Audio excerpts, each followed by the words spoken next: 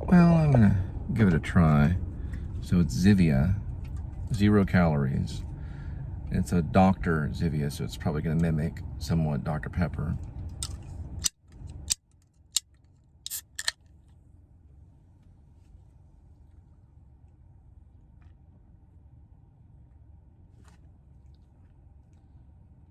Yeah, it's kind of got a cherry taste compared to Dr. Pepper. The brand name is Zivia. Pretty good, 0 calories. Might be good if you're on a diet. I did the math, and Adamthewoo, for every video that he has created on the Daily Woo only, okay, we're only talking about the Daily Woo, we're not talking about the Adamthewoo channel.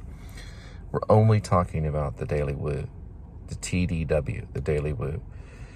Every video that he's created, he has 218 subscribers to go with that video.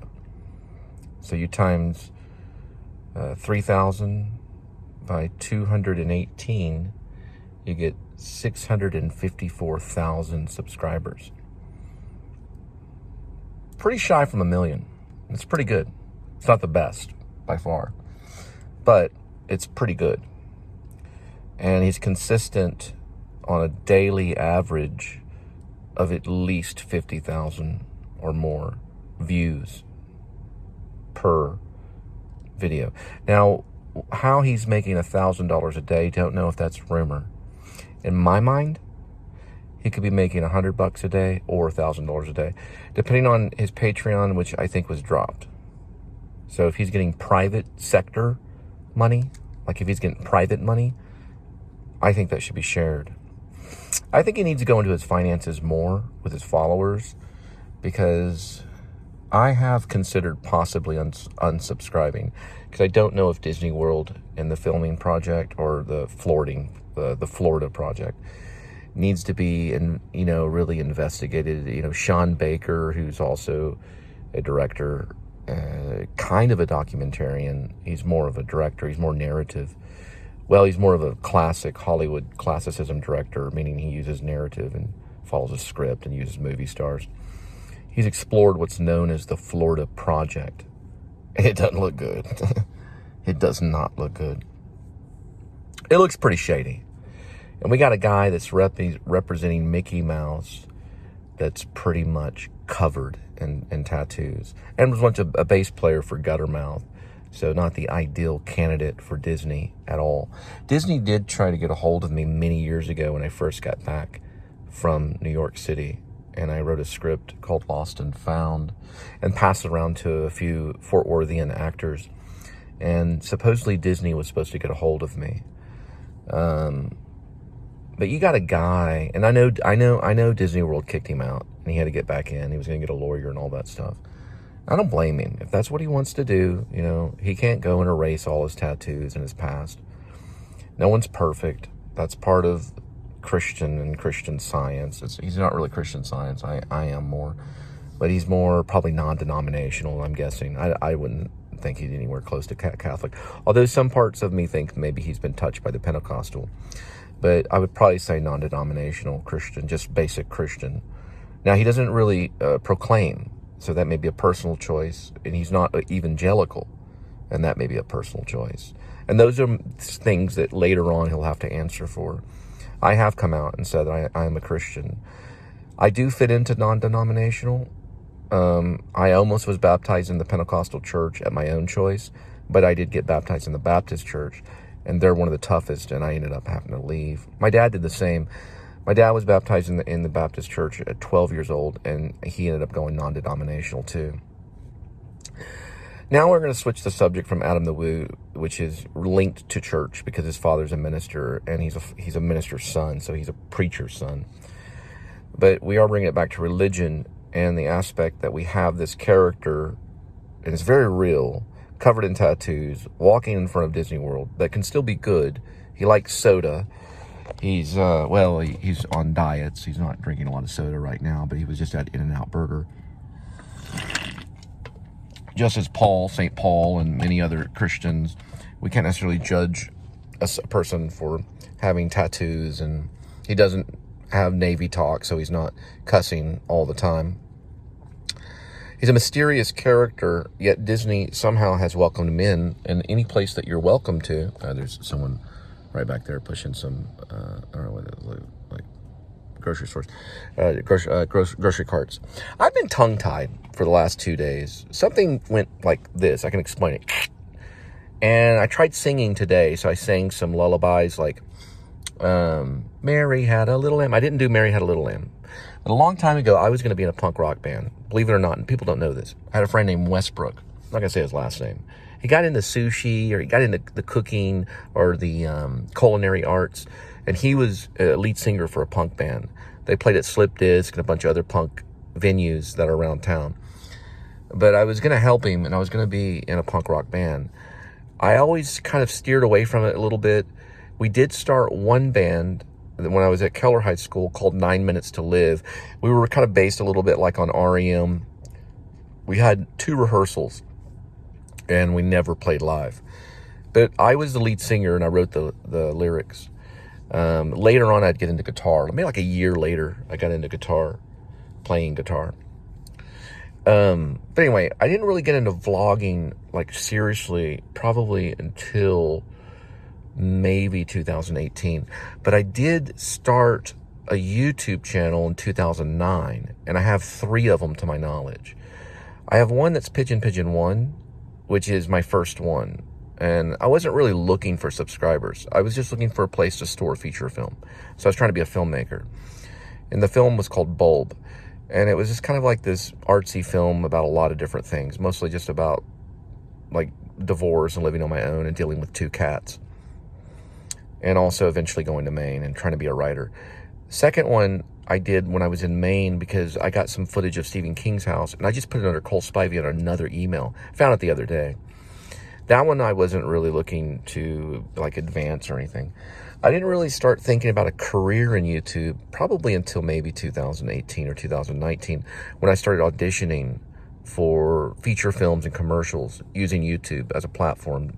So what I would do is I'd do my audition, then I would get my, basically it was like a link to that particular channel or to that particular post, really what it was. But it would lead to the channel. You've got the post and it leads to the channel. So I would do a post of the audition, and then I would have a link, and I would send that link to the director.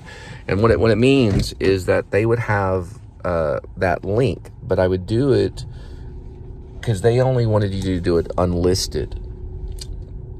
So the audition would go through, and there would be the only ones to see it, which I think was wrong.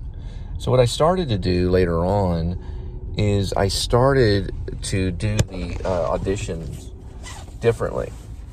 So what I did was I started to just be public with my auditions. I think I sometimes would post them on Facebook, but I don't really remember if I did that. I tried to do a one-man show on Facebook one time, and it was like one of those watch parties. It did okay, but only my family was watching it and stuff, so I decided to go ahead and unfriend all the people that I didn't really want to show up to my plays, because I felt it was wrong to do. You know, you don't want to just have a theater house and only have family show up. That's embarrassing.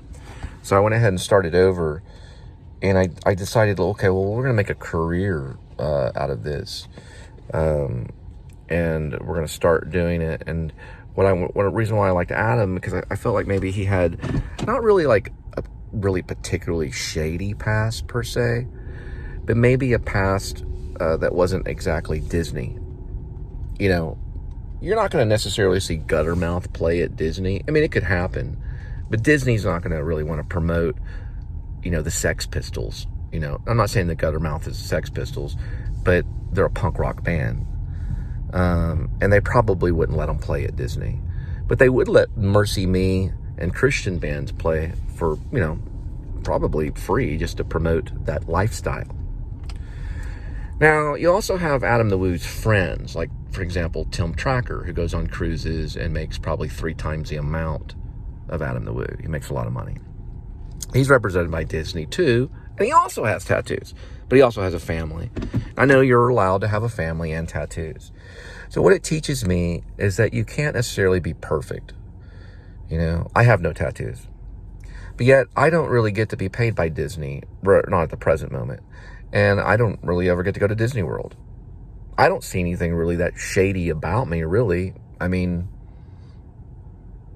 I'm not really in a punk rock band. I thought about doing it when I was younger. And when I was younger, I had jet black hair, had a leather jacket, I had these things called creepers, and then they turned to Doc Martens. I wore Doc Martens. I hung out with punks and ska skins and the other skins. I mean, I hung out with some pretty crazy people. But then I decided to turn away from that because that was my past when I was a teenager. So I decided to go away from that. And then I go on the YouTube and I see some of that coming back and thinking, oh yeah, I remember the punk rock days. Just like if a hippie from the 60s started a show and then brought in some of the 1960s. He's bringing in some of the punk rock part of his past, and that's okay. He can't help that. But I don't see him as a bad person. But I don't necessarily see him the ideal representation or the ideal representative for Disney World. And I'm not criticizing, I'm not mad. I'm just surprised. I'm flabbergasted. This character can stand up. Then he can go in InNOut. He can go pig out on a burger. His friends will laugh about it. They make fun of Whataburger, which also offended me. And then he goes off to Disney World and goes, oh, today's adventure is at Mickey's Power Pole. Now, the rumor is he's going to quit at 50. So I always thought, well, what's this guy going to get to do? You know, he's got all the subscribers. He's got all the attention. So what is he going to get to do when he's 50? He's got two different probably choices. He can go down the punk rock avenue, or he can go down the film and media or even film avenue. Because I'm sure if he wrote a script and presented it, they're going to take it. And I'm sure if he presented a novel about his vlogging days, they're going to take it. And I'm sure that he's probably going to get funding even after he finally sets down vlogging and says, okay, I've had enough. I'm 50 years old. It's time for me to put it down and do something a little more mature, or to do something that's more reputable, like maybe writing a book or maybe playing in a band, which that's not too bad. It's all bands are spiritual to some form, meaning they represent, I think all bands in some way represent some type of God. And then maybe if he got it film, they would give him, and he would, you know, funding, and he'd be like the next Orson Welles or something. So it's hard for me to kind of predict someone's future, but I'd say it's probably one of the three, or he just disappears. Like Teeny Planet. Teeny Planet was one of my favorite vloggers. She had this dog. She traveled around in a van in Europe. She had this little dog. She just completely disappeared. Not a year. No one knows. That's another thing too. You never know. But who knows what her Teeny Planet is. Adam's still in and out, so there goes the diet. I just wanted to kind of vlog that and let you know that I think that if you do have a past in Christianity, why would you not stand on a mountain and shout it out? It's time for me to be honest with you. So a whole year has gone by since I set out for these subscribers, which I still want you to subscribe. But I also want you to know exactly how much I made last year. So after looking at everything on my YouTube alone, I've made a total of $10. And I'm okay with it. But I really made $10. Now, I'm not making $1,000 a day, but that's certainly a goal. And I need those subscribers to do that. So if you're interested in helping a YouTuber and helping us out, the Please Subscribe show requires you to simply do this. That's it. That's all you have to do. You don't have to do anything. You don't have to send money into my PayPal. Now, if you want to, we'd use it to further the channel. But all you have to do is go like that. That's it. Just hit the subscribe button. Now, if you want to watch the videos, you are going to get information, especially about delivering food and about the Fort Worth area. Mostly it's Fort Worth now. I do go in Arlington. I used to do South Lake a whole lot. I do travel to drop off food for people. So it's mostly to drop food off at your doorstep. But it's also about exploring things with friends. And also my wife, Linda. So we would really appreciate all the help that you can give. Now, if anyone wants to give a big donation, the most you can give through PayPal, to my knowledge, is $5,000. But you can actually give that in just one donation just by hitting a few buttons, you know. Then it goes through. Oh, it still stayed on. That's cool how I did that.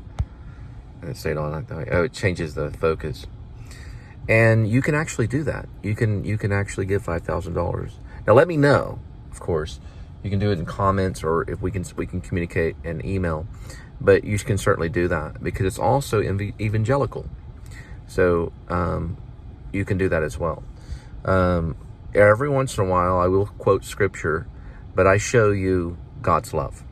Now, I just wanted to make this clear really quick before I stop. Well, we still have another adventure vlog to go on to, but I kind of compare myself sometimes. Did you ever see that show, That's Amazing? They find like amazing things and stuff like that. I thought about doing some stuff like that, but I'm not going to go and copy the roadside attraction vloggers. I'm not going to go do that. I want to find something that's more creative and something that I, something something new. I like new. I like the avant-garde. I love cinema. So I have a passion for cinema and music. And I got to admit, I'm a sucker for Hollywood, especially old Hollywood films. I am a fan of Martin Scorsese, even though I'm kind of like, so it's so much violence. It's like, how could I possibly enter a church and say that I'm a fan of Martin Scorsese? Don't know, but I heard he would once try to be a priest. I'm also a fan of all the classic actors, Marlon Brando, James Dean, even Robert De Niro. But I don't really know. Those are mysterious things. I try to get into the faith-based genre films, like Alex Kendrick and all those guys, and I put down on my Internet Movie Database that I like the Christian actor, because I like those things, and I think those films can be more colloquial and more true to the heart. One thing my pastor told me was back in the day when I was big time Christian and had given up on my old past and stuff before I backslid and all that stuff. He would say that the Christian films were the absolute worst. They were the worst films, like nobody wanted to watch them. Nowadays, they've gotten a little bit better. And I think War Room came out and made like $50 million at the box office in the opening weekend. So now the Christian market is actually competing with the Hollywood market. So they're getting a bigger name. And there was a whole time where there was like 3 or 4 big Christian films that would be right alongside of, The Rock or, movie star films, films that were about an earthquake or something like that, or I don't know, action adventure films. And then you would see War Room, with Alex Kendrick and stuff. So one of my major goals when I first started was I wanted to go down that route because I thought it'd be cool to do faith-based films. But they seem to it was like a fad, and I hear they're really hard, like they don't really accept your script. They're not the nicest, like people are giving people, You go and you ask a church, just like Ed Wood did for Plan 9 from Outer Space. You go and ask them, you go, hey, can I get a little movie to make a film? They did, because he was a war hero. Ed Wood was a soldier, and they gave him the money that he needed for his family and things like that. He did abuse some of that, and it wasn't the best representative in Hollywood, and made some pretty trashy films. But he turned out to be very, very famous. So usually a church is going to shy away. I've asked church for money for faith-based films, and they've absolutely said, absolutely no. No way. We're not giving you a penny. That's mean. They call it tough love. But on my end, I call it ignorance, because they're missing out on a lot of fun. Anyway, I just kind of like showing that things are amazing, that God loves us all. No one's perfect. And so please subscribe. And if you want to give anything helps. I was surprised to even get $10. So I was surprised. I was like, wow, we actually made a little bit of money. So that's really gives me a ton of hope. And I really am actually more, trying to think of the right word. Sometimes I have to think of the right word. I'm more inspired than ever. So anyway, there's one place that I do not recommend for hamburgers. It's called InNOut. Mostly because their French fries taste like cardboard. And Whataburger is way better than the filth at InNOut. Just want to make sure. Been insulted by the Adamthewoo gang. They went to an InNOut burger and were trash talking Whataburger. Now let me ask you a question. Do you think Whataburger's better or InNOut? InNOut. Why would you think In-N-Out Burger is better I than don't Whataburger? know. Are you insane? I don't like Whataburger. I don't like their buns. Their meat's too thin. Their buns are weak.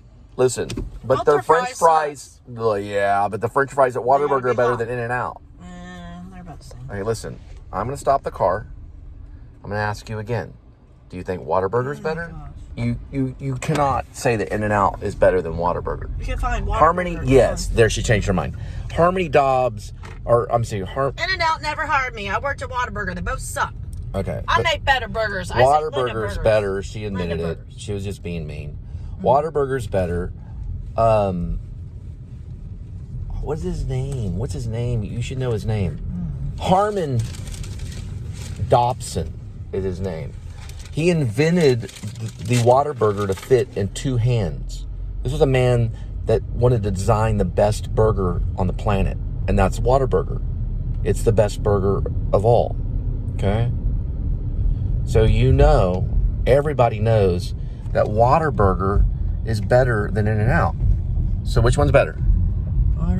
Whataburger, okay? I know I was leading, but still, Whataburger is better. For one thing, they use vegetable oil on their French fries. And their hamburgers, or at least on their French fries? Well, they make them out of vegetable oil. Not the actual French fries, but the potatoes are sunk into vegetable oil. And what does In-N-Out use? I don't know. Vegetable oil? Probably monkey grease. They don't use the same type of vegetable oil. More white people work at In-N-Out than freaking Whataburger. Whataburger's all African-American. But Whataburger's better, regardless. Okay, yes. Look, In-N-Out, you go in there, they try to pull that 1950 thing. It looks like mentally insane people. I don't like the white. It looks like a mental hospital. You go into In-N-Out, it looks like, oh, we're in the mental hospital. They could play music like dun dun dun dun dun dun dun dun. Come get our In-N-Out burger. No thanks. That thing's loaded with grease. Have you ever eaten it? Don't forget, we have to stop. Way worse than Whataburger. Okay, Whataburger is better, right? Whataburger's better. Yes, Whataburger's better.